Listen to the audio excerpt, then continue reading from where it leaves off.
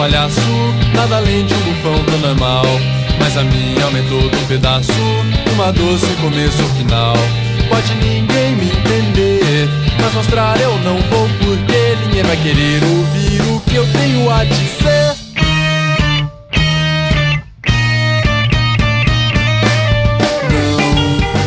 Não sei se gosto de ser assim, ver com quem só olha pra mim, mas no lugar de um rosto só ver sinfonias, nada mais, enfim.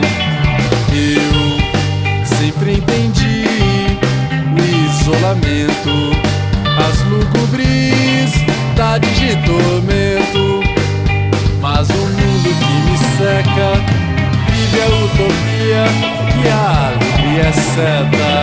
A massa não vai embora, devo ser entediante, mas quando souberes como sou, estarás radiante, pois então tu saberás que a vida é muito mais que duas notas. Eu toco o cravo pra te alegrar, mas por suas teclas eu vou me matar. Limpo os meus ouvidos com minha melodia simples, com os meus dedos feridos.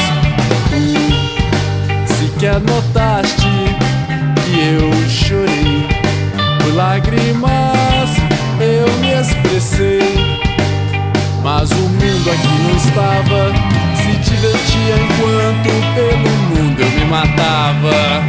A massa não vai embora, eu me sinto tão sozinho, mas eu preciso de muito mais que um simples carinho. Quando me entenderes saberás que eu sou capaz de chorar notas.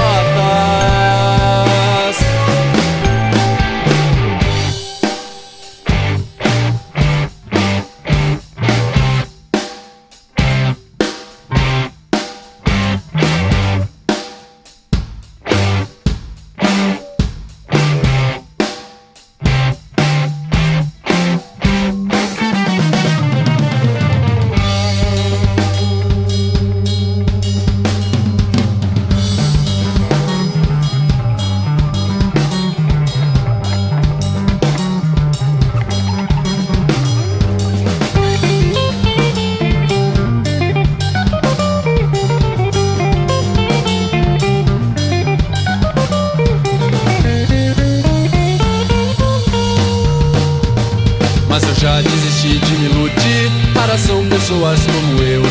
Viverei para um dia eu sorrir, na morte libertar-me do breu que cobre seco esse mundo, e o cobre mesmo imundo. Nesse interesse limpá-lo de fúteis ações vãs.